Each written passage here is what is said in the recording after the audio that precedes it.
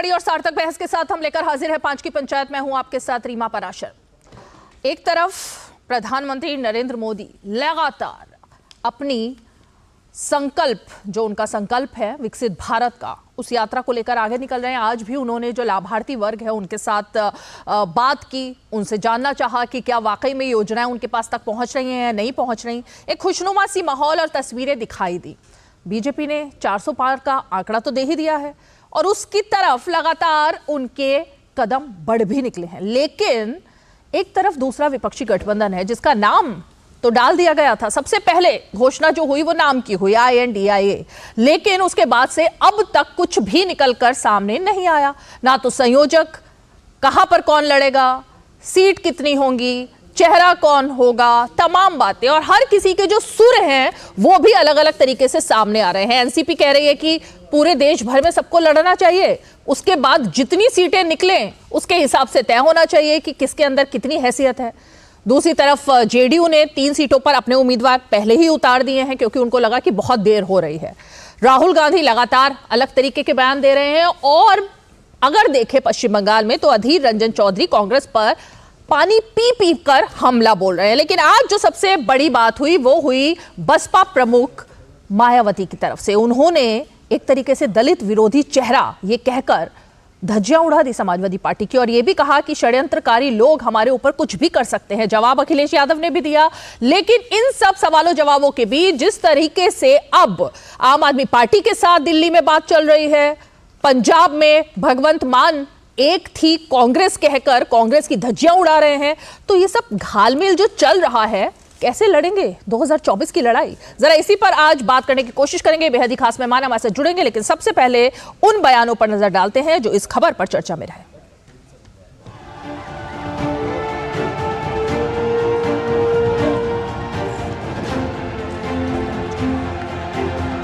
हम देश की एक बहुत बड़ी आबादी को रोजमर्रा की छोटी छोटी जरूरतों के लिए होने वाले संघर्ष से बाहर निकालना चाहते हैं। इसलिए हम गरीबों, किसानों, महिलाओं और युवाओं के भविष्य पर फोकस कर रहे हैं। कांग्रेस रूल्ड स्टेट में या कांग्रेस जहां बड़ी पार्टियों में सब कुछ ठीक है, किसी के साथ कोई सीट शेयरिंग नहीं है। लेकिन जो non Congress, non BJP ruled state है या जहाँ उनकी ताकत ज़्यादा है, वहाँ अनुपात के से अधिक सीटें मांगना कांग्रेस पार्टी का अव्यवहारिक है। हम बैठक में सबसे पहले एक ब्रॉड जो हमारी समझ है वहाँ की सीटों के बारे में वो उनके समक्ष रख रहे हैं। ये स्वार्थी गठबंधन,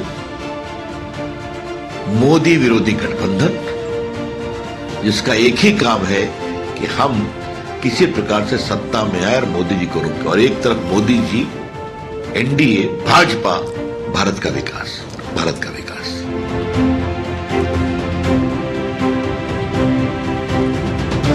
गठबंधन में पूरी जिम्मेदारी के साथ समाजवादी पार्टी साथ है।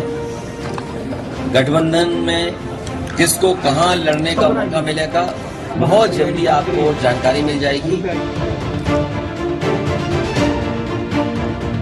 हर एक घटक दल के बीच में सीटों के तालमेल को लेकर जिस तरीके से कठिनाइयां सामने आ रही हैं, ऐसे में ये गठबंधन चुनाव तक एक रहेगा कि नहीं, बहुत बड़ा प्रश्न चिन्ह उसके ऊपर खड़ा है।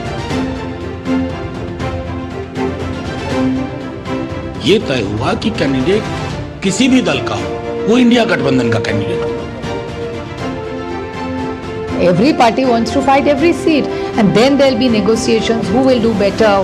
So eventually the survey will be for all the seats, and then we will see who has more strength where, and that's how alliances work.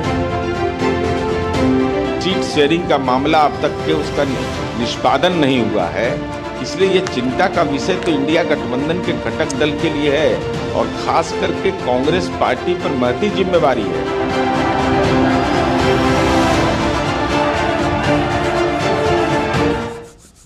तो तो कहते हैं कि राजनीति में शब्दों से ज्यादा तस्वीरें बोल देती हैं। किसी ने कभी सोचा था जब आम आदमी पार्टी का गठन हुआ था कि अरविंद केजरीवाल अपने पूरे तामझाम मंत्रियों के साथ में कांग्रेस के नेताओं के घर, कांग्रेस के दफ्तर, इन सब में कभी दिखाई देंगे, और वो भी चुनाव लड़ने के लिए, क्योंकि लड़ाई तो उनकी इनके खिलाफ ही थी और जो नारा था वो भी इनके खिलाफ था। लेकिन राजनीति में कुछ भी परमानेंट नहीं होता। ये कथन अगर कहीं पर सही साबित हो रहा है तो लगता है कि वो इसी गठबंधन में साबित हो रहा है, क्योंकि अधीर रंजन चौधरी लगातार लड़ रहे हैं ममता बनर्जी से, लेकिन गठबंधन दिल्ली में हो रहा है। तो जरा इसी पर चर्चा करने की कोशिश करेंगे। बेहद ही खास मेहमान हमारे साथ जुड़ गए। मैं परिचय अपने खास मेहमानों का आपसे करा देती हूं। हमारे साथ आरपी सिंह जी हैं, जो कि प्रवक्ता हैं भारतीय जनता पार्टी की। हमारे साथ सुभाषिनी यादव हैं, जो कि हैं प्रवक्ता कांग्रेस पार्टी की तरफ से। हमारे साथ राजनीतिक विश्लेषक और समर्थक आम आदमी पार्टी के हैं रवि श्रीवास्तव जी। हमारे साथ डॉक्टर सुशील गौतम जी हैं, जो कि बसपा के बारे में जिनसे हम बात करने की कोशिश करेंगे। कुछ ही देर में हमारे साथ अशोक यादव जी, जो कि समाजवादी पार्टी के प्रवक्ता हैं, वो भी जुड़ने वाले हैं। लेकिन मैं शुरुआत जरा कांग्रेस पार्टी सुभाषिनी यादव जी आप ही से करना चाहूंगी। आम आदमी पार्टी तो आपने देखा ही होगा ना, जब गठन हुआ था तो मुद्दा क्या था, वो बातें तो खैर अब पीछे हो गई। लेकिन अभी हाल ही में जब पंजाब के मुख्यमंत्री एक थी कांग्रेस का नारा देते हैं, लगातार कांग्रेस पर हमला करते हैं, उन सबके बीच ये दिल्ली में जो बैठक है, इसके मायने क्या निकलेंगे?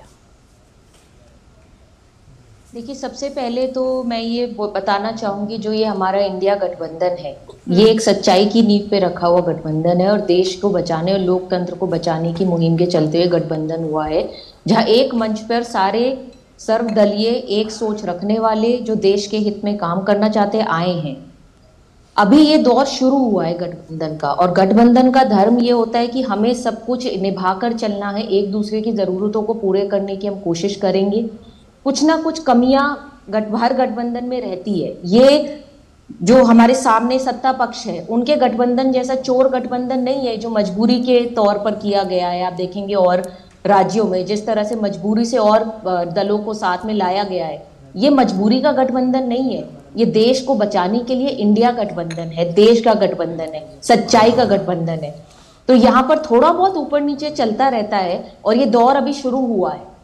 अभी हम आने वाले समय में, अभी हमने अपनी पहली मीटिंग्स और अपने जो घटक दल है उनके साथ शुरू करी है, ये और आगे जाएगी। हम लोग सीट शेयरिंग करेंगे और देश एक चुनाव लड़ेगा, एक गठबंधन के नीचे लड़ेगा, और आप देखेंगे कि उसी एक गठबंधन की जीत होगी। आरपी सिंह जी, मजबूरी का गठबंधन आपका है या इनका है? जरा इसका जवाब पहले दे दीजिए। एनडीए मजबूरी का गठबंधन है और जो INDIA है वो एक तरीके से किसका गठबंधन है? कितनी मजबूरी है कि पंजाब के अंदर कांग्रेस के 5 पूर्व मंत्री जेल में हैं, उप मुख्यमंत्री भी जेल में, शायद कुछ की बेल होगी, उप मुख्यमंत्री भी जेल में है। और वैसे यहाँ पर तो अलायंस होगा, अलायंस की बात हो रही है। वो कह रहे हैं कि एक थी कांग्रेस, और उधर से जवाब मिलता है चोरों की बारात है आम आदमी पार्टी। ये मजबूरी हमारी है, इनकी पता लग रहा है। बंगाल के अंदर अधीर रंजन चौधरी रोज के रोज खुलकर ओपनली भिगो कर गाली निकालते हैं ममता बनर्जी को। ममता बनर्जी ने स्पष्ट कह रखा है कि हम लेफ्ट के साथ बंगाल के अंदर अलायंस नहीं करेंगे, किसी कीमत पर नहीं करेंगे।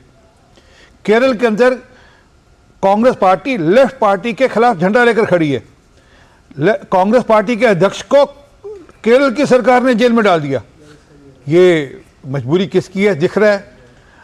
जेडीयू के नेताओं ने स्पष्ट कह दिया, त्यागी जी ने बड़ा स्पष्ट कह दिया कि आप बहुत लेट कर रहे हैं, हमारे बस का नहीं इतनी देर तक इंतजार करने का। शायद उन्होंने अपनी तरफ से कैंडिडेट डिक्लेयर कर दिए, तीन उम्मीदवार, हाँ डिक्लेयर कर दिए। इसी प्रकार आम आदमी पार्टी ने गुजरात में अपने कैंडिडेट डिक्लेयर, केजरीवाल साहब गए थे गुजरात से अपने कैंडिडेट डिक्लेयर कराए वो। तो दिख रहा है कि किसकी क्या मजबूरी है। मजबूरी सिर्फ एक है कि हमने किसी प्रकार से मोदी जी के विरोध में खड़ा होना है, सनातन के विरोध में खड़ा होना है, हिंदुत्व के विरोध में खड़ा होना है, राम के विरोध में खड़ा होना है। और इसलिए मजबूरी में इकट्ठे रहो, भ्रष्टाचार के साथ चिपक कर रहना है। भ्रष्टाचार चुंबक है जो चिपका कर रखेगा, और उसमें अपने परिवारों को बचाना है। ये है जी जवाब दे रही है आपकी बात का। फिर मैं रवि जी के पास जाऊंगी। सुभाष जी क्या कहना है? आवाज चली गई, आ रही है, बोलिए। हाँ जी, मैं यहाँ पर ये कह रहे हैं कि ये मजबूरी का गठबंधन नहीं है। आप एक बार ईडी और सीबीआई का डर एनसीपी से हटा लीजिए। अब ईडी और सीबीआई का डर शिवसेना से हटा लीजिए। किस तरह से रातों रात ये लोग तख्ता पलट कर देते हैं। क्यों ये लोगों के बीच में जाने का काम नहीं करते हैं। जनता जिनको चुन के भेजती है, रातों रात सरकार बदल दी जाती है। जो जनता ने आपको मत दिया है उस पर क्यों नहीं टिके रहते हैं ये लोग।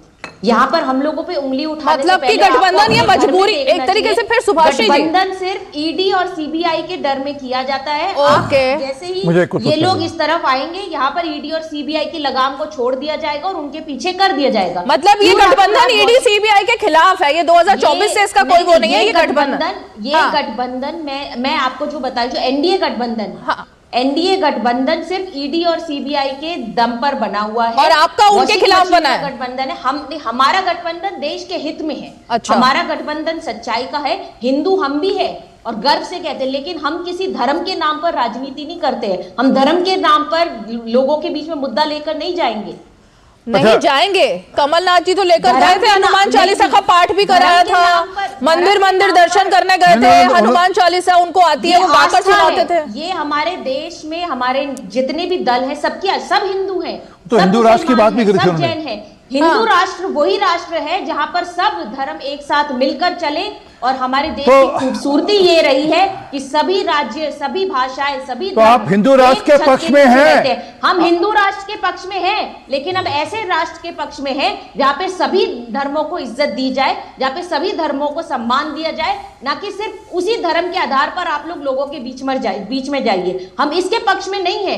क्या राम मंदिर की बात आप यहाँ पर उठाना चाह रहे हैं इनडायरेक्टली? मैं आपको कहना चाहूंगी, राम मंदिर के ताला खुलवाने वाले हमारे, अरे हम तो डायरेक्टली कह रहे हैं, क्यों कह रहे हैं आपको इनडायरेक्टली? अरे अच्छा चलिए, ताला खुलवाना था तो मंदिर में, अरे आइए ना अयोध्या, अपना श्रेय देना चाहते हैं, आइए ना। ये देश की 22 तारीख को सोनिया जी को और खड़गे जी को बोले आइए, ताला खुलवाना था, आइए ना। क्यों डर रहे हैं? सिंह जी, क्यों आप लोग वोट बैंक की राजनीति के चलते डर रहे हैं? और बताइए, एक एक करके बात करेंगे, एक एक करके बात करेंगे। का अधिकार है आरपी। ठीक है सुभाषी जी, ओके सुभाषी जी, ठीक है मैं आती हूँ आपके पास, आ रही हूँ। ओके, एक मिनट। हमारा धर्म श्री राम आपके नहीं है, सिया राम हम सबके हैं, सबके ही है, उसमें तो कोई डाउट ही नहीं है। लेकिन फिर सवाल क्यों खड़े होते हैं उनके अस्तित्व पर? फिर क्यों सवाल खड़े होते हैं कि राम जो है मर्यादाओं के खिलाफ फिर क्यों बात की जाती है? फिर ये क्यों कहा जाता है कि सीता के बिना वहां पर जो पूजा हो रही है वो एक तरीके से गलत है? आप यहाँ पर सीता की बात कर रही हैं, मैं यहाँ पर ये भी कहूंगी कि हम इस देश में सियाराम बोलने वाले हैं। हम यहाँ पर नारी को भी उतना सम्मान देते हैं जितना पुरुष को देते हैं, लेकिन मैं यहाँ पर धर्म के आधार पर अगर लोगों तुष्टिकरण करूं, श्री नारायण का मतलब क्या होता है? ये तो बताओ, श्री नारायण का मतलब क्या होता है? श्री नारायण आप बताइए ना, आप क्या सियाराम बोलेंगे? अरे हाँ, तो मैं तो कह रहा हूँ जय श्री राम, मैं तो कह रहा हूँ जय सिया राम। क्यों बोल रहे हैं? अरे मैं तो कह रहा हूँ जय सिया राम, जय श्री राम। बताइए कैसे चाहते हो? एक बार सोनिया बहन जी के मुंह से करवा दीजिए, एक बार सोनिया बहन जी के मुंह से करवा दीजिए। अरे खड़गे साहब तो ओपनली सनातन धर्म को गाली निकालते हैं, उनके बेटे सनातन। अच्छा इस तरह नहीं, एक मिनट। पहली बात तो मैं ये गुजारिश करूंगी, ये मेरा आग्रह है कि सभी लोग अपने अपने टर्न में बोले। इससे ना दर्शक कंफ्यूज हो जाते हैं कि किसकी बात सुने किसकी नहीं सुने। सब अपने अपने टर्न में बोले। एक छोटी टिप्पणी नहीं, आरपी सिंह जी अब रुकिए, रवि श्रीवास्तव जी छोटी सी जल्दी सर इतना ही बताना कि जो 50 करोड़ रुपए की पेटी पकड़ी जाती है ना, 50 करोड़ रुपए पाया जाता है मकानों के अंदर, और हाँ 300 कितने करोड़ रुपए पाया जाता है किसी के इनके कांग्रेस के नेता आप बताइए आपकी पार्टी के पास फंड कितना है? ईडी सीबीआई करती है, 1 लाख करोड़ रुपए की इलीगल संपत्ति पकड़ी है, 1 लाख करोड़ रुपए की इलीगल संपत्ति पकड़ी है, और उसमें आपके नेता के घर से 300 करोड़ से अधिक के। ठीक है, ओके। जनता को इसके बारे में आप क्यों नहीं बताएंगे? ठीक है, बिल्कुल बताना चाहिए। रवि श्रीवास्तव जी, मैं आप ही के पास आऊंगी, आपने सुन ही लिया। अब एक थी कांग्रेस और एक है कांग्रेस, उन दोनों के बीच में या तो भगवंत मान को पार्टी कह दे कि अब वो बोलना बंद करे कांग्रेस के खिलाफ में, या फिर दिल्ली में तालमेल कर लें। और ये तालमेल कैसा है कि अभी मध्य प्रदेश के चुनाव में अरविंद केजरीवाल ने जितनी रैलियां की उन सब में उन्होंने बीजेपी पर हमला इतना नहीं किया जितना कमलनाथ पे किया, और यह कहा कि हमारी सरकार अगर आती है तो कमलनाथ के टर्म के सारे भ्रष्टाचार वाले केसेस को उजागर किया जाएगा। तो ये कैसा गठबंधन हो रहा है, ये समझ नहीं आ रहा। आप राजनीतिक बयानों को इंडिया गठबंधन से क्यों जोड़ रही हैं, वो आपकी मजबूरी हो सकती है। मेरा ये कहना है कि आप ये बताइए कि जितने इंडिया गठबंधन की तरफ से जो स्टेटमेंट इशू होते हैं, अब तक 3 मीटिंग हुई है, जुलाई से चालू हुआ था, एक बेंगलोर में हुई, उसके बाद मुंबई में हुई, उसके बाद दिल्ली में हुई। जितने भी बयान जारी होते हैं उनमें कहीं पर भी आपको कोई विरोधाभास नजर आता है? हाँ। कोई लड़ाई झगड़ा नजर आता है? हाँ। आप बता दीजिए मुझे। आता है। मुझे तो नहीं नजर आया। आप अगर शुरुआत से प्रोग्राम में जुड़े हैं ना रवि श्रीवास्तव जी। एक मिनट मुझे अपनी बात कर लेने दीजिए ना। नहीं, आपने मुझसे सवाल किया कि दिखाई देता है या नहीं, तो उसका मैं जवाब दे रही थी आपको। दे दीजिए, बोलिए। आपने अगर शुरुआत में ही सुना हो, आज एनसीपी की सुप्रिया सुले, उनका क्या बयान था, अधीर रंजन चौधरी का क्या बयान था, अखिलेश यादव, जेडीयू अपने उम्मीदवार खड़े कर चुकी है 3 जगहों पर, सब कह रहे हैं कि कांग्रेस को अपना एरोगेंस छोड़ना पड़ेगा। तो ये विरोधाभास इसको कहेंगे या नहीं? मतलब परिभाषा तो विरोधाभास की यही होती है ना फिर। बिल्कुल नहीं कहेंगे, क्योंकि ये सब पॉलिटिकल स्टेटमेंट है। ये कोई इंडिया गठबंधन के स्टेटमेंट तो नहीं है। आप इंडिया गठबंधन का स्टेटमेंट दिखाइए मुझे जिसमें विरोधाभास हो। ये तो सभी बात करते हैं। अधीर रंजन चौधरी ममता जी के खिलाफ बोलते हैं केरल के अंदर, दूसरी पार्टी लेफ्ट वाले कांग्रेस के खिलाफ बोलते हैं, कांग्रेस इंडिया गठबंधन के हिस्सा है। अपनी बारी में। तो इसमें क्या, क्योंकि देश विविधताओं का देश है, इस संघ का देश है, इसमें हर पार्टी हर रीजन के अंदर अपने अपने इश्यूज उठाती रहती है, अपनी अपनी पॉलिटिकल जमीन तलाशती रहती है। तो उसमें इतना मतलब जनता कंफ्यूज नहीं होगी रवि श्रीवास्तव जी। मुझे तो जवाब एक चाहिए भाजपा से। हाँ। कि इनके एनडीए अलायंस में से शिवसेना, जो पिछली बार थी शिवसेना निकल के भाग गई, इनकी अलायंस में से एआईएडीएमके निकल के भाग गई, इनकी अलायंस में से जेडीयू निकल के भाग गई, इनके अलायंस में से अकाली दल निकल के भाग गया। अरे भैया, आप कौन सा गठबंधन बना रहे हो? वो मोदी जी ने कुछ 38 चेहरे दिखाए थे, उनमें से भी 3-4 के बयान सुन चुका हूं मैं कि हम इनके बयानों से इत्तेफाक नहीं रखते। आज तक इनकी तो एएनडीए अंडा अलायंस की तो आज तक एक भी मीटिंग नहीं दिखाई दी मुझे कहीं पर भी। कम से कम विपक्ष अपने आप को एकजुट कर रहा है, मजबूत कर रहा है, मिल रहा है, सीटों पे फैसले कर रहा है। जो स्थिति होगी वो देश सामने देखेगा। Quick reaction RP Singh ji का है, सवाल राम मंदिर का नहीं है, एक मिनट, सवाल हिंदुत्व का नहीं है, फिर? सवाल यहाँ पे अस्पताल, स्कूल, बेरोजगारी, महंगाई, लॉ एंड ऑर्डर, उन चीजों का है। सवाल इस बात का है कि आप बलात्कारियों को पनाह दे रहे हैं, ठीक है, कह दे रहे हैं। आपके आईआईटी बीएचयू के अंदर तीनों बीजेपी आईटी सेल के नेता मिले रेप करने वाले। फिर मेरे अंदर राम रहीम आसाराम की पार्टी है, आप कुलदीप सिंह सेंगर की पार्टी है, आपके 2 एमएलए यूपी के अंदर अभी अपनी सदस्यता गंवा चुके हैं क्योंकि वो 25 साल के लिए जेल गए थे।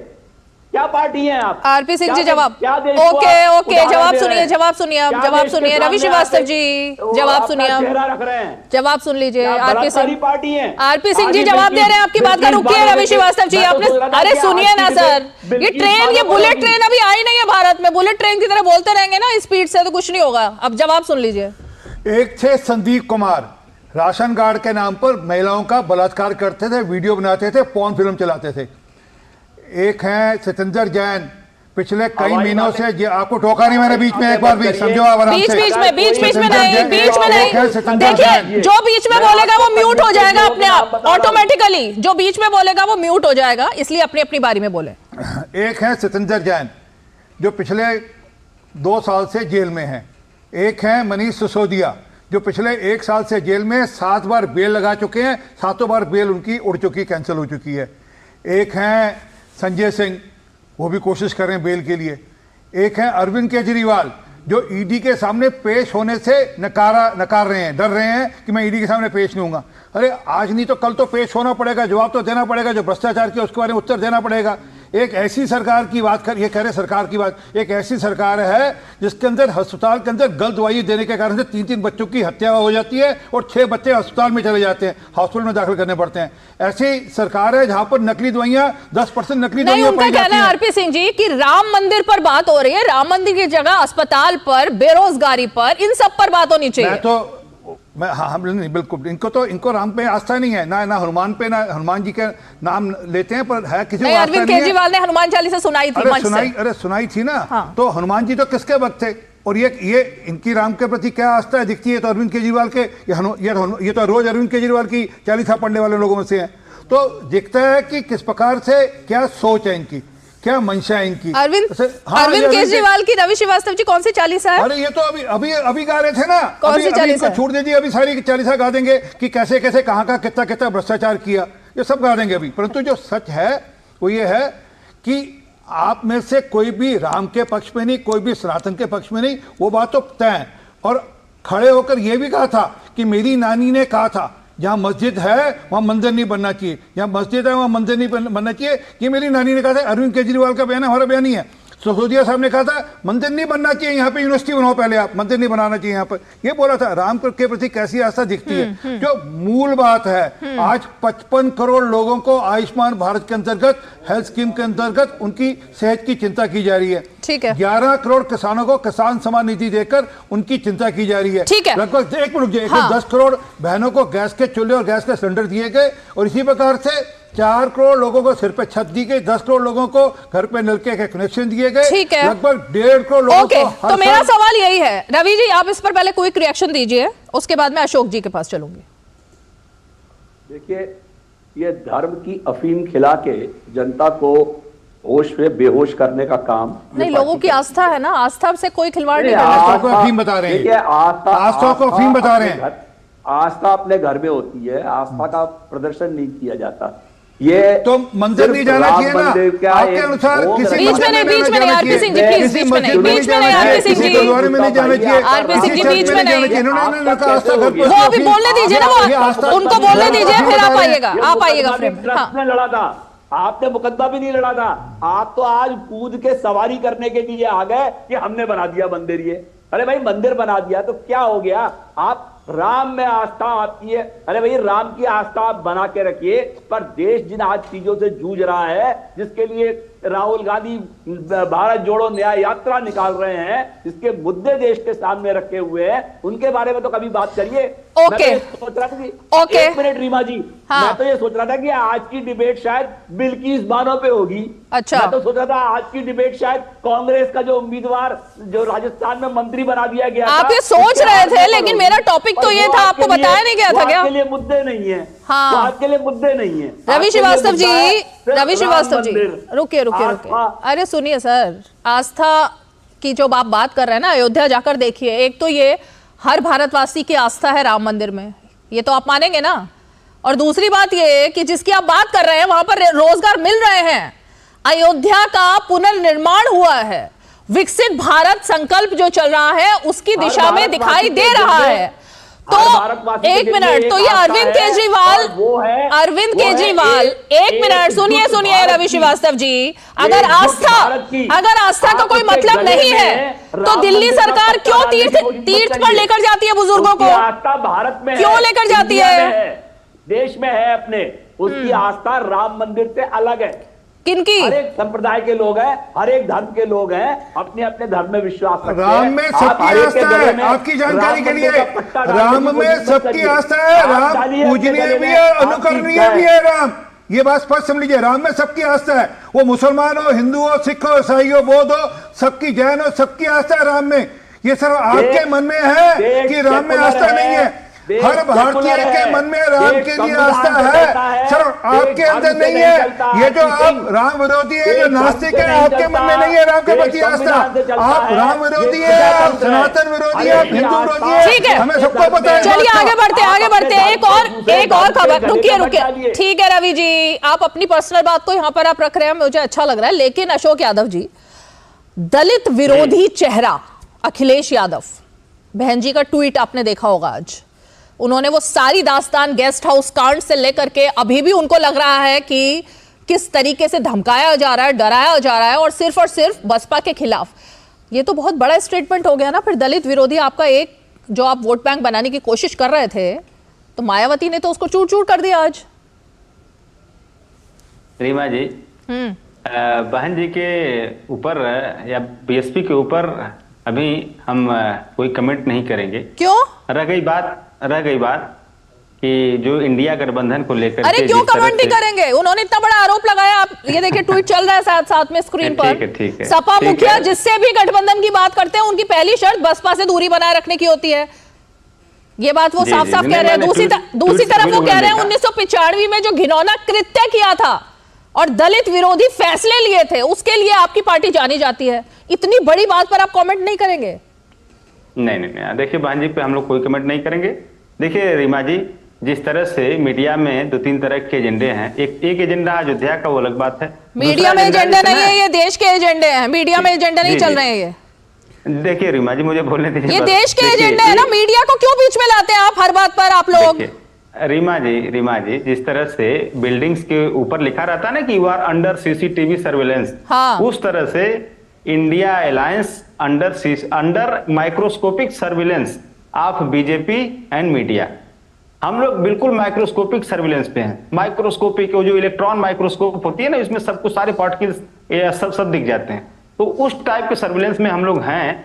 और दूसरी चीज की अगर ये हमारे प्रति, इंडिया गठबंधन के प्रति अगर ये प्यार की वजह से हम लोग इतना सर्विलेंस में है तब तो ठीक है। अगर लव की जगह लेग पुलिंग की वजह से हैं, तो लेग पुलिंग की वजह से अगर हैं अंडर माइक्रोस्कोपिक सर्विलेंस, तो मैं ये बता दूं कि इंडिया गठबंधन में ऑल इज वेल। क्यों? क्योंकि जो झगड़ा दिखाया जा रहा है ना रीमा जी, ये झगड़ा नहीं है सीट शेयरिंग को लेकर के, ये एक टाइप का थोड़ा बहुत निगोसिएशन की प्रोसेस है। और निगोसिएशन को झगड़े का रूप जो मीडिया के माध्यम से या तमाम मीडिया के अशोक यादव जी, उचित नहीं। मैं अपने जिन परिवारजनों से, दोस्तों से प्यार करती हूँ, मैं उनको कभी नहीं कहती कि ये जो है चिरकुट है, ये दगाबाज है, ये धोखेबाज है, ये चोर है, ये झूठों की पार्टी है। मैं अपने दोस्तों को नहीं बोलती ये प्यार में। लेकिन अखिलेश यादव का शायद कांग्रेस से इतना प्यार है कि प्यार में वो अखिलेश वखिलेश कह देते हैं कमलनाथ, और वो चिरकुट पार्टी कह देते हैं। इतना प्यार चल रहा है आप दोनों में। रीमा जी, प्यार में तकरार भी होती है। अच्छा। कोई बड़ी बात नहीं है। प्यार में तकरार होती रहती है। और वो जो मध्य प्रदेश का चुनाव था, वो चुनाव खत्म हो गया और उस तरह की जो भी बातें, जो कड़वाहट थी प्यार में, वो कड़वाहट भी धुल गई। कैसे धुली? हम लोगों के बीच में कोई कड़वाहट नहीं है। कैसे धुली? समय ऐसी चीज होता है ना, समय बहुत बड़ा मरहम होता है। समय हर घाव को भर देता है। अच्छा रीमा जी, दूसरी चीज बात है, देखिए 2024 के लिए हम लोग आगे बढ़ चुके हैं, अब उसमें समय नहीं है। मैं आपको आपके चैनल के माध्यम से यह अश्योर कर रहा हूं कि समाजवादी पार्टी की वजह से उत्तर प्रदेश में खासतौर से इंडिया अलायंस को लेश मात्र भी कोई समस्या नहीं। तो 50-50, 50-50 जो सीट शेयरिंग की बात हो रही है, आप 50 सीटें देने को तैयार हैं? 50% देखिए कांग्रेस को। रीमा जी, सीट शेयरिंग का जो भी डिसीजन होगा वो कांग्रेस हाईकमान या समाजवादी पार्टी के हाईकमान के बीच ही होगा। हम या कांग्रेस के प्रवक्ता इस बात को अभी नहीं बता सकते कि कितने सीट पे हम लड़ रहे हैं, कितने सीट पे कांग्रेस पार्टी लड़ने जा रही है। लेकिन हम लोग ये जरूर बता सकते हैं कि हमारे बीच में कोई भी समस्या नहीं, कोई लेश मात्र भी कोई मतलब डिस्प्यूट नहीं है सीट शेयरिंग को लेकर। क्योंकि देखिए अगर सीट शेयरिंग को लेकर डिस्प्यूट होना होता रीमा जी, तो 3-3 मीटिंग्स नहीं हो पाती। मीटिंग्स के बाद निकला क्या? मीटिंग्स के बाद निकला क्या? कुछ नहीं निकला अभी तक मीटिंग्स के बाद। रीमा जी देखिए, कोई भी बड़ा ऑब्जेक्टिव पूरा करने के लिए एक बार नहीं कई बार बैठना पड़ता है, क्योंकि हम लोगों का 24 तक। आप अगर दूसरी तरफ देखेंगे रीमा जी, बस मई में रिजल्ट आना है। मई तक तो मेरे ख्याल से फिर हो जाएगा समाधान आप लोगों का, कई मीटिंग्स करने के बाद। चलिए मैं जरा एक मिनट डॉक्टर सुशील गौतम के पास चलना चाहूंगी। डॉक्टर सुशील, बसपा की जो हालत इस वक्त हो गई है, एक तरीके से बहन जी पर ये आरोप लगते रहे उनकी अपनी पार्टी की तरफ से अंदर खाने कि वो साइडलाइन सी हो गई हैं, अपना उन्होंने वारिस भी चुन लिया है, तमाम तरीके हो गए हैं। समाजवादी पार्टी तो अब इस लायक भी नहीं समझ रही आपकी पार्टी को कि उनके बयान पर, उनके ट्वीट पर कमेंट तक करे। इस लायक भी बहन जी को नहीं मान रहे हैं अशोक यादव जी। नहीं, मैं ये सब बातें ना करिए। अच्छा सुनिए, आपने यही तो कहा कि उन पे मुझे कुछ बोलना ही नहीं है। मैंने बहन जी को सम्मान देने के लिए कहा कि हम लोग बहन जी को टिप्पणी नहीं करेंगे। अरे सर, अपनी पार्टी की लाइन तो लेकर आया करिए ना। अखिलेश यादव तो सम्मान दे नहीं रहे, आप सम्मान दे रहे हो, तो मतलब मुझे तो समझ ही नहीं आता प्रवक्ता किस लाइन पर है और नेता किस लाइन पर है। डॉक्टर सुशील गौतम, आवाज नहीं आ रही आपकी, अनम्यूट कीजिए, अनम्यूट कीजिए। हाँ बोलिए।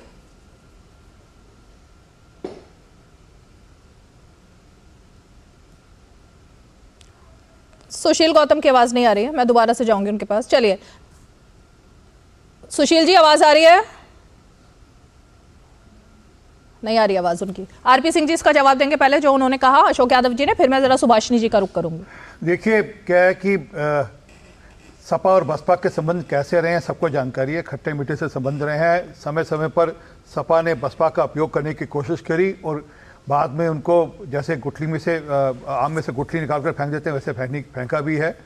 और इसमें कोई शक नहीं है बहन जी के साथ जो दुर्व्यवहार सपा के नेताओं ने किया था वो तो तय जिंदगी हिंदुस्तान की राजनीति में वह लिखा गया और वो पत्थर पे लिखा गया जिस प्रकार का व्यवहार उन्होंने बहन जी के साथ किया था। परंतु वो विषय अपनी जगह, परंतु जो मूल विषय है ये किस समझौते की बात करें। कांग्रेस को 2 सीटों से ज़्यादा देने वाले नहीं, वो भी मजबूरी में देनी पड़ेगी इनको, वो भी पता नहीं कांग्रेस वाले लेना चाहेंगे। 2 सीटें कुल मिलाकर 2 मतलब एक रायबरेली हो गई, दूसरी कौन सी? एक जहाँ पे उनकी मजबूरी कहीं इनको जहाँ इनको सेटल करना पड़ेगा, कहीं से लड़ना, क्योंकि उनकी मजबूरी है राहुल गांधी के लिए। राहुल गांधी अमेठी आ रहे हैं क्या दोबारा? ये तो अभी मुझे पता नहीं। अब राहुल गांधी लड़ेंगे, प्रियंका वाड्रा लड़ेंगे, कोई परिवार में से 3 में से कोई 2 लोग लड़ें, उसको 2 सीटें हम दे दें, तो ये इनकी मजबूरी है क्योंकि इनको एक अलायंस का अपना धर्म निभाने के लिए मजबूरी है। अन्यथा इनको बस चले तो इनको वो भी नहीं देनी क्योंकि उनको पता देकर वो सीटें हारनी है इस बार। वो सीटें जो सीटें इन्होंने कांग्रेस को देनी है सुनिश्चित कांग्रेस का वहाँ से छोड़ा था उन्होंने, वो रायबरेली हो, अमेठी हो या कई और किसी और सीट का सपना ये देख रहे हो, पहली बात।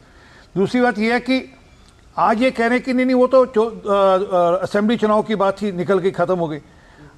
कार्यकर्ताओं के मन में जो गांठ बन जाती है ना वो निकलती नहीं आराम से।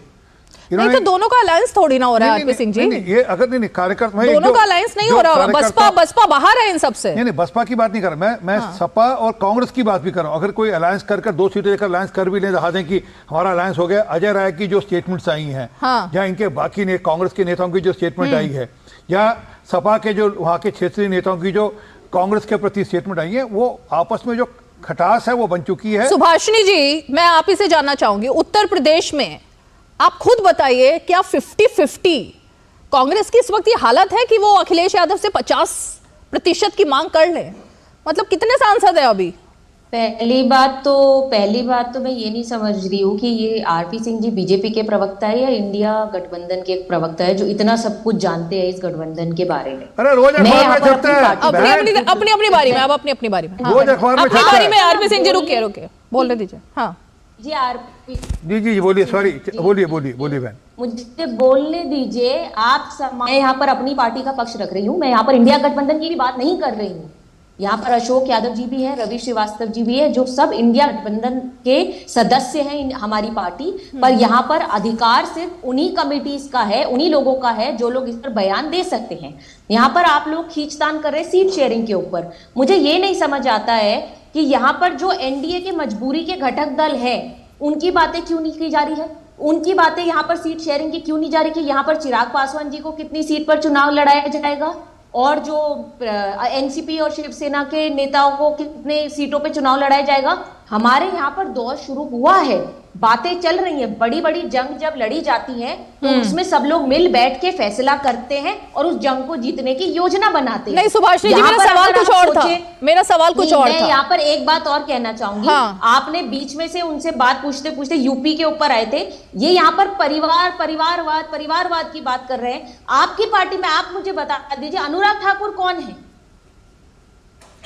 पंकज सिंह कौन है, जितेंद्र प्रसाद कौन है, जिनको आप ये परिवारवाद की आप यहाँ पर बात जतिन प्रसाद नाम है। आप भी तो उसी राह पर चल रहे हैं जी। जतिन प्रसाद जी वो सब यहाँ पर परिवार, अनुप्रिया पटेल जी आप यहाँ पर सबकी बात करिए ना। आप एक ही बात कहे कि एक ही परिवार के आप कैसे तय कर सकते हैं कि दो मिलेंगे? क्या आपको यहाँ पर भी आपने अपने एजेंसियां बिठाई हुई है क्या, खुफिया एजेंसी आपने छोड़ी हुई है क्या जो आपको पता है 2 सीटें मिलेंगी? हमें ही नहीं पता इंडिया गठबंधन में। हम यहाँ पर 545 सीटों पे चुनाव लड़ने को तैयार है।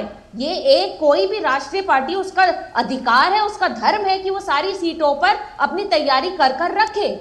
लेकिन आप जैसे लोग जो इस गठबंधन को कमजोर नहीं, रीमा जी मुझे अपनी बात को खत्म करने दीजिए। मैं यहाँ पर अपनी पार्टी का पक्ष रखने जा रही हूँ। हमारे नेता ने, राहुल गांधी जी ने देश में भारत जोड़ो यात्रा निकाली, उससे एक देश में बड़ा संदेश गया, लोग आकर जुड़े और उन्होंने अपना विश्वास कांग्रेस पार्टी में जताया, उसी तरह से हमारी दूसरी पार्टी, हमारा जो दूसरी यात्रा है वो शुरू होने वाली है 14 तारीख से। हमारा भारत जोड़ो यात्रा, भारत जोड़ो यात्रा के बाद, भारत जोड़ो यात्रा में भी दो चीजें है ना सुभाषिनी जी। एजेंडा क्या है? एक मिनट, एजेंडा भारत जोड़ो यात्रा में भी दो चीजें निकल कर आई ना सुभाषिनी जी। सुनिए यहाँ पर क्या वो फिर झूठे वादे करने जा रहे हैं? 15 लाख फिर से खातों में आने वाले हैं, 2 करोड़ रोजगार मिलने वाले हैं। अरे सुनिए सुभाषिनी जी, देखिए रवि श्रीवास्तव जी भी कुछ कहना चाह रहे हैं, एक मिनट रुकिए। सिलेंडर जी, सुभाषिनी जी, भारत जोड़ो यात्रा की भी दो स्टोरी सामने आई ना।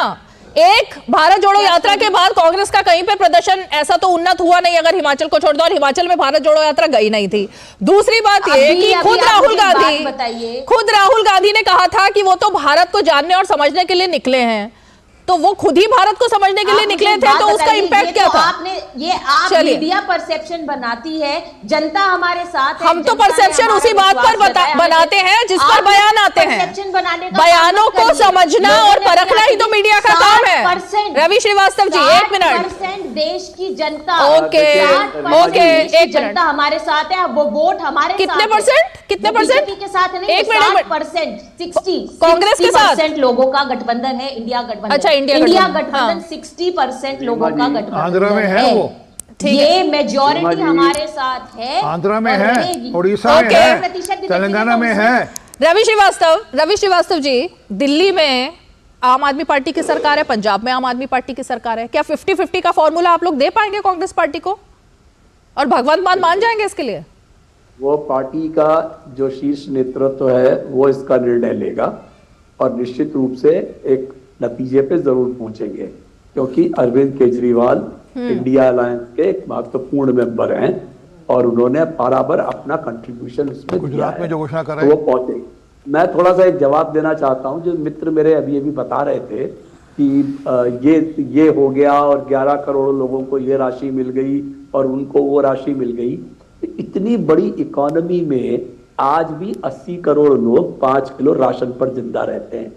आज भी हमारी पर कैपिटा इनकम बांग्लादेश से भी नीचे है। कहां पे? आज भी हमारा पीएमआई पिछले 18 महीनों से लगातार गिर रहा है। आज भी हमारा निर्यात जो 3 साल पहले के स्तर पे था वहीं पर है। जो एक डींगे हाकी गई थी कि डॉलर 40 रुपए का बिकेगा, वो आज 83 रुपए का बिक रहा है। 17.5 लाख लोग पिछले 10 साल के अंदर देश छोड़ के, जो हाई नेटवर्थ वाले थे वो देश छोड़ करके जा चुके हैं। तो ये सारी उपलब्धियां जो आपकी हैं, जो इंडेक्स जो तो इसको तो आप चुनाव में उठाइएगा ना, फिर चुनाव में उठाइएगा इस मुद्दे को। ह्यूमन राइट इंडेक्स हो, चाहे वो जेंडर पैरिटी हो, कोई इंडेक्स उठा के देखिए, आप 100 से नीचे हैं और आपकी बहुत ही। अरे सर, ये तो मुद्दा चुनाव में उठाने का है ना, अभी इस मुद्दे को उठाने से क्या होगा? ये जो आप रेवड़ियों का विवरण दे रहे हैं ना कि ये 11 करोड़ को इतना दे दिया और 55 करोड़ को इतना दे दिया और उसको इतना दे दिया, इसको इतना दे दिया। अच्छा रवि श्रीवास्तव जी, रुकिए 1 मिनट, रुकिए। ये एक थी कांग्रेस का नारा क्यों दिया था? यहाँ पर 150 एक थी कांग्रेस का नारा, रवि श्रीवास्तव जी, क्यों आया है? रवि श्रीवास्तव जी, एक थी कांग्रेस के अंदर सड़कों पर, एक थी कांग्रेस का नारा क्यों आया है? झूठा आंकड़ा 5 लाख का दिखाते हैं। अरे एक थी कांग्रेस का नारा क्यों आया है रवि श्रीवास्तव जी? दवाई है कोविड में इस देश के अंदर। रवि श्रीवास्तव जी सुन रहे हैं आप जनता को बरगला नहीं। ओके, ये एक थी कांग्रेस का नारा क्यों दिया गया है? एक थी कांग्रेस, कौन सी कांग्रेस? एक थी कांग्रेस का नारा पंजाब से आम आदमी पार्टी ने क्यों दिया है?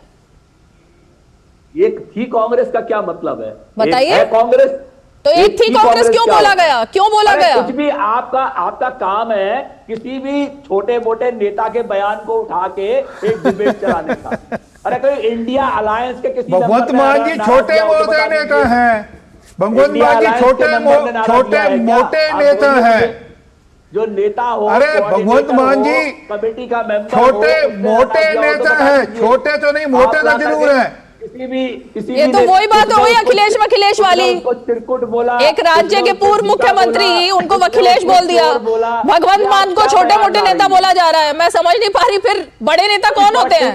कोई फर्क नहीं पड़ता इस तरह के आपके बयान दिखाने से। वो अच्छा, अंत में जब जो बयान इंडिया अलायंस देगा अपने स्टेटमेंट में, वही बयान वैलिड है। आपके इन सब आपके जो नहीं, लेकिन भगवंत मान छोटे मोटे नेता कैसे हो गए? डिवाइड करने वाले जो काम। अरे रवि श्रीवास्तव जी, भगवंत मान छोटे मोटे नेता कैसे हो गए? एक राज्य के मुख्यमंत्री है ना, छोटे मोटे क्यों बोला आपने उनको? देखिए, मुख्यमंत्री है, अपने राज्य के अंदर अपना काम कर रहे हैं, अच्छा काम कर रहे हैं। आप रोज देखती हैं उनको टीवी के ऊपर। छोटे मोटे नेता कैसे हो गए वो? भी आते होंगे, तो क्या गलत बयान दे दिया उन्होंने उसके लिए? अच्छा, एक थी कांग्रेस, सही बयान था, मतलब कांग्रेस को खत्म करना चाह रहे हैं वो। अभी सीटों का बंटवारा होगा, अभी फैसला हो जाएगा, उसमें क्या प्रॉब्लम? फिर वो एक है कांग्रेस कहेंगे? एक दूसरे को आप कुछ भी कहते रहिए, अखिलेश कुछ कह रहे हैं, अधीर रंजन कुछ कह रहे हैं, आप अपनी बात बताइए कि YRCCP आपके साथ चुनाव लड़ेगी, BRS आपके साथ चुनाव लड़ेगी, AIADMK आपके साथ चुनाव लड़ेगी? आप बताइए ना, आपके गठबंधन का क्या हाल है? आरपी सिंह जी बताएं। आप सारी जवाब आप इंडिया गठबंधन का कर रही है, जवाब अपने गठबंधन के बारे में तो बात करिए। अपने नहीं, इनके गठबंधन, मेरे गठबंधन कहां से होगा? है ना? इनका ही समझ लीजिए, नहीं इन्हीं का है वो। आरपी सिंह जी, छोटे मोटे नेता भगवंत मान जी के खास रवि जी, आप कैसी कैसी बातें करते हैं सर? मुझे लगता है आज शाम को नोटिस आ जाएगा आपको पार्टी से कि आपने कैसे हमारे खिलाफ ऐसा बयान दे दिया। हमारे नेता को छोटे मोटे नेता क्यों कह दिया आपने? ये नोटिस वाला काम पेड कार्यकर्ताओं को आता है। जी, मैं पेड कार्यकर्ता नहीं हूँ पार्टी का, मैं सिर्फ एक समर्थक। कितनी बार जेल गए हैं आप कितनी बार जेल गए होंगे कभी जिंदगी में? पार्टी के काम से या विचारधारा के नाते से कितनी बार जेल गए हैं आप? बहुत बार गया हूँ। आप कितनी बार बताइए ना, मैं आपसे पूछ रहा हूँ, सीधा प्रश्न पूछ रहा हूँ कि कितनी बार आप जेल गए हैं पार्टी के काम से? आम आदमी पार्टी के लिए कितनी बार आप जेल गए हैं? अगर आप मुझे धमकाने की कोशिश कर रहे हैं। मैं नहीं धमका रहा जी, मैं तो आपसे पूछ रहा हूँ साहब। आपने कहा कि मैं बड़ा अच्छा कार्य करता हूँ, तो बता दिए कितनी बार जेल गए हैं पार्टी के काम से? सच असली बात ये है। अरे सुनिए सर, सुनिए, सबको पता है कि अभी यहाँ से आपको एक चेक आएगा जिसके लिए आप टीवी डिबेट पे भी आते हैं, समझे नहीं? ये छोड़ दीजिए। अच्छा, ये इन्फ्लुएंसर्स को बहुत पैसे मिल रहे हैं ना रवि श्रीवास्तव जी? इन्फ्लुएंसर्स को काफी पैसे मिल रहे हैं आजकल, मैंने सुना है। वो आप इन्फ्लुएंसर्स जो है पार्टी के समर्थक उनको काफी पैसे मिल रहे हैं। मुझे तो नहीं मिल रहा है, आपको, आप दूसरे समर्थक के बारे में इनको जरा बैंक स्टेटमेंट भेज देना, जो इनकी बैंक। चलिए अगली डिबेट पे अपनी बैंक स्टेटमेंट लेकर आइएगा, सब पता लगेगा। दूध का दूध, पानी का पानी हो जाएगा। अच्छा ठीक है, तुम्हारे घर उसमें दूध का दूध, पानी का पानी हो जाएगा। क्या करते हैं, क्या नहीं करते? छोड़िए। अरे कोई धमका नहीं रहा आपको, धमकाने की धमका नहीं रहा, वो तो अपनी हंसते हंसते मुस्कुराते हुए अपनी बात कह रहे हैं। अरे नहीं, वो धमका रहा है, मुझे कह रहे हैं। चलिए, आपको भी देख लेंगे हम। मैंने तो कहीं कहा ही नहीं, मैंने पता नहीं कहाँ से कहा। थोड़ा इनका ऑडियो ठीक है, चलिए आगे बढ़ते हैं। चलिए जरा मूल बात पे आए। अरे मूल बात पे आए। अरे सर, मूल बात पे आए। क्या कि मैंने जो कहा, शुरू में जो कहा, जितने भ्रष्टाचारी हैं, जिनके लोग जेल में हैं या जो लोग बेल पर हैं, वह सबके सब इकट्ठे होकर किसी प्रकार से भी एक मुंह दिखाने के लिए गठबंधन कर रहे हैं। 10 चेहरों का गठबंधन करने की कोशिश कर रहे हैं, पर मूलतः जो है उस जड़ के अंदर भ्रष्टाचार है और परिवार है, और उसका चलते हुए वह किसी हद तक जाएंगे। परंतु मेरी बात आज नोट कर लीजिएगा, आप ऊपर से गठबंधन कर लेंगे, आप अरविंद केजरीवाल को गठबंधन कर लेंगे, परंतु नीचे जमीन पर गठबंधन होगा नहीं। और ये बता दीजिएगा, आपका गठबंधन हो रहा है ना, अरविंद केजरीवाल जी जाकर दरवाजा खड़खड़ा रहे हैं, भीख मांग रहे हैं कि हमको एक भेंट दे दो राहुल गांधी को।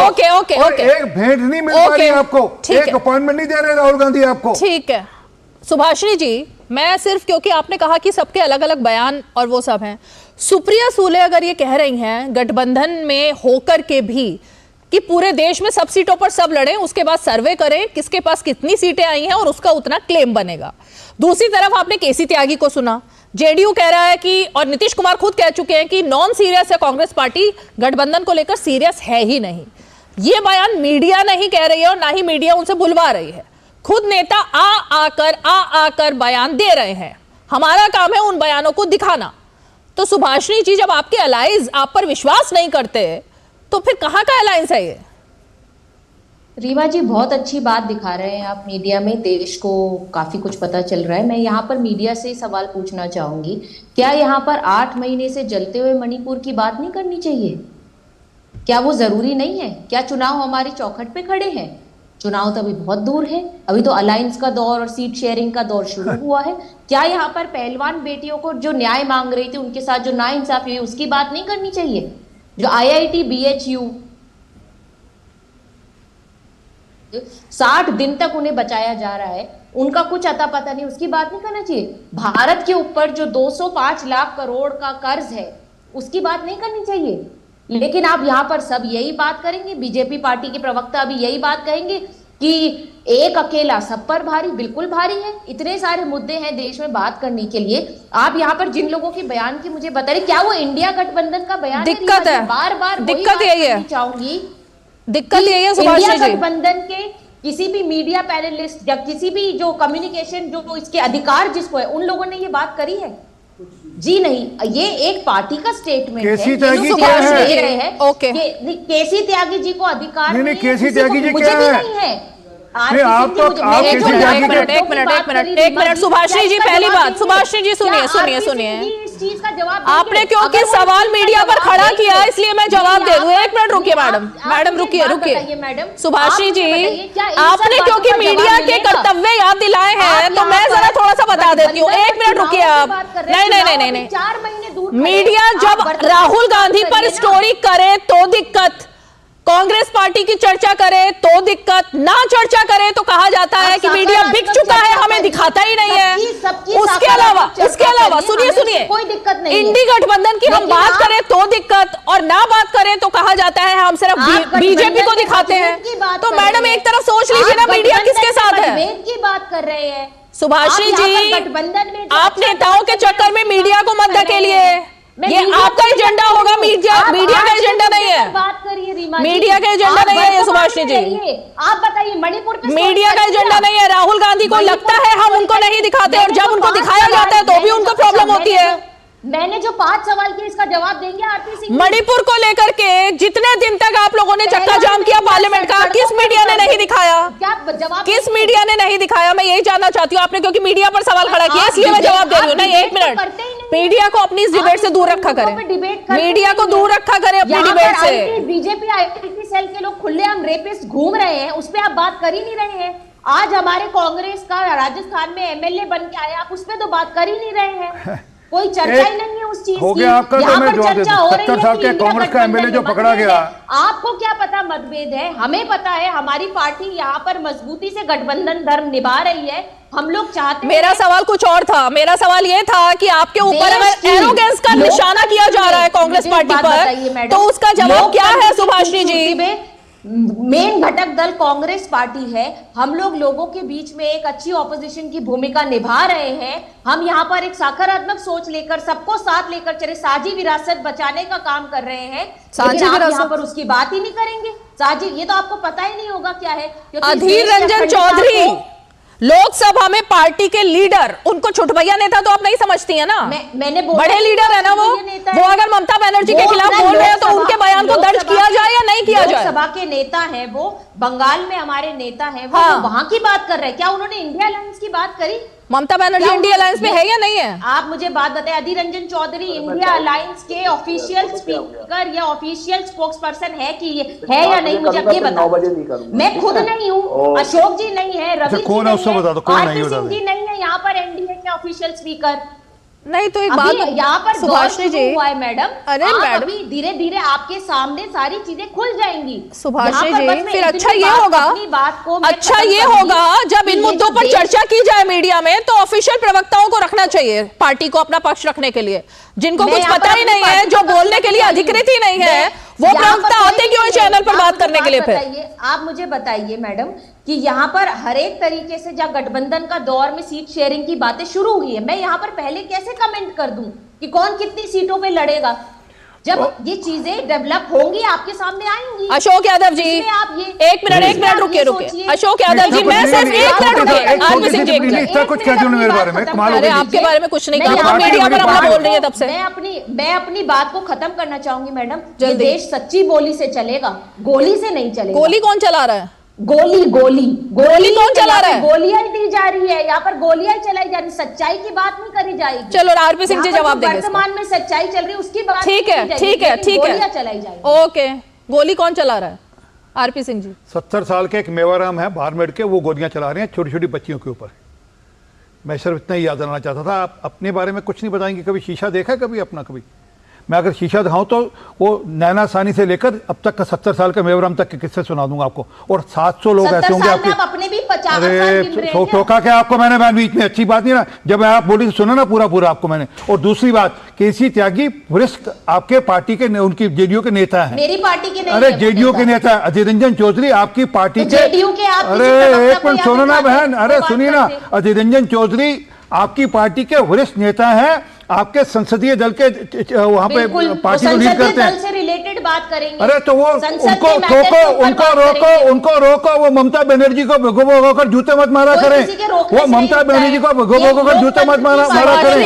शशि थरूर आपकी पार्टी के बड़े नेता हैं केरल के, वो केरल सरकार को भिगो भगो कर जूते मत मारा करें। ये समझाओ, हमको मत समझाओ। आपके एक दिन सुनिए ना, प्रताप सिंह बाजवा आपकी पार्टी के बड़े नेता, उनको समझाओ कि वह आम आदमी पार्टी की पार्टी तोड़ने की बात मत करा करें कि 35 एमएलए मेरे संपर्क में, जब मैं चाहूंगा तोड़ कर ले जाऊंगा। हमें मत बताइए आप ये बात है। ओके प्रवक्ता है या आम आदमी पार्टी, कांग्रेस, एसपी, इनके प्रवक्ता है ये? जो मैंने सवाल पूछा उसका जवाब क्यों नहीं दिया? ना मैंने सवाल आपको बताया ना, आपको नैना सानी से लेकर 70 साल का मेवाराम जो नाबालिग बच्चियों के साथ रेप करता था, रोज एक बच्ची के साथ रेप करता था। वक्त कम है। सुभाषिनी जी रुकिए। अशोक यादव जवाब देंगे। अशोक यादव जी, वो 2 सीटें कौन सी हैं जो आप उत्तर प्रदेश में देने वाले हैं कांग्रेस पार्टी को? एक तो रायबरेली तो देंगे ही शायद, दूसरी कौन सी है? देखिए, ये आरपी सिंह का बयान था, इसमें अभी इंडिया अलायंस का कोई ऐसा बयान नहीं था कि 2 सीट दे रहे हैं कि 5 सीट दे रहे हैं। 5 मतलब 5 से ज्यादा नहीं। चलिए आपने 3 बढ़ा दी। बयान था, ये आरपी सिंह का बयान था। देखिए, हम लोगों का गठबंधन होने जा रहा है रीमा जी, इसमें कहीं से कोई दिक्कत नहीं है। मैं बस 10 सेकंड और लूंगा। जिस तरह से आपने माननीय अखिलेश यादव जी का बयान चलाया, चिरकुट और क्या क्या, अभी चल सन्यासी मंदिर में योगी जी को ऐसी जगह भेजूंगा जहां पानी नहीं मिलेगा, ये कौन बोलता था? ओम प्रकाश राजभर जी बोलते थे ना। आज अमित शाह जी के साथ बैठ कर रोज उनका फोटो आ रहा है। तो ये मत कहिए कि इंडिया गठबंधन में सब दिक्कत है और एनडीए में सब बढ़िया है। वहां पे तो ये स्थिति है, जिस दिन अधिसूचना जारी हो जाएगी रीमा जी, मैं बड़ी जिम्मेदारी से बता रहा हूं, आप देखिएगा क्या सिर फुटबॉल हो रही है। अभी तो ओम प्रकाश राजभर जी को फुटबॉल बनाया गया लखनऊ और दिल्ली के बीच में, अभी कितने लोग फुटबॉल बनेंगे वहां पे? अभी तो लोग डर रहे हैं, मोदी जी के से ईडी से डर रहे हैं, मोदी जी की सीबीआई से डर रहे हैं। अगर हम अभी कुछ जबान खोलेंगे तो हमको कॉलर पकड़ के ईडी वाले अंदर कर देंगे, सीबीआई वाले अंदर कर देंगे। आप बस अधिसूचना जारी होने दीजिए। इंडिया अलायंस में कोई प्रॉब्लम नहीं आपको मिलेगी, बस कुछ दिन वेट कर लीजिए। देखिएगा एनडीए का गठबंधन वाजपेयी जी के जमाने में जो चला था, अब मोदी जी के जमाने में जो डिक्टेटरशिप वाली सिस्टम भाजपा के अंदर आ गई है, कोई साथ नहीं रहने जा रहा है। हर जगह सिर फुटा हुआ है वहां पे। और रह गई बात, जो चीजें अभी आरपी सिंह साहब कर रहे थे, बड़ी लंबी लंबी बातें कर रहे थे, आप ये बताइए, तमाम आपने नाम गिनवाए। मैं ये कह रहा हूं, दैनिक भास्कर की एक रिपोर्ट में लेके बैठा हूं। दैनिक भास्कर ने बताया है कि 1 हफ्ते के अंदर बीएचयू को रेपिस्टों को पुलिस ने पकड़ लिया था और आइडेंटिफाई कर दिया था। उस लड़की से उनका वेरिफिकेशन भी हो गया था, लेकिन उत्तर प्रदेश की नाकारी पुलिस राजनीति के दबाव में आकर उनको छोड़ दिया। क्यों? क्योंकि मध्य प्रदेश, राजस्थान, छत्तीसगढ़ का चुनाव था। इस तरह का उनके खिलाफ कार्रवाई हो रही है या नहीं हो रही, ये भी बता कर जाइएगा। उनके खिलाफ कार्रवाई हो रही नहीं हो रही, ये भी बता कर जाइएगा। आधा सच मत बोलिएगा, पूरा आधा झूठ मत बोलिएगा, पूरा सच बोलिएगा। आधा झूठ मत बोलिए, पूरा सच बोलिए, पूरा सच बताइए। भूमिका में रहेंगे, अरे पूरा सच बताइए। लड़के तो लड़के किसने बोला था? लड़के तो लड़के, क्या फर्क पड़ता है किसने बोला था? नहीं, लड़के हैं गलती हो जाती है, ये स्टेटमेंट था, लड़के हैं गलती हो जाती है। रीमा जी, लड़कों को बचा कौन रहा है? तो लड़के हैं गलती हो जाती है, तब वो बचाव भी तो किया गया था ना। अरे यादव जी, पूरी बात रखा करिए ना, तब भी तो बचाव करने के लिए ये कमेंट आया था ना कि रेप के बारे में ही बात की गई थी।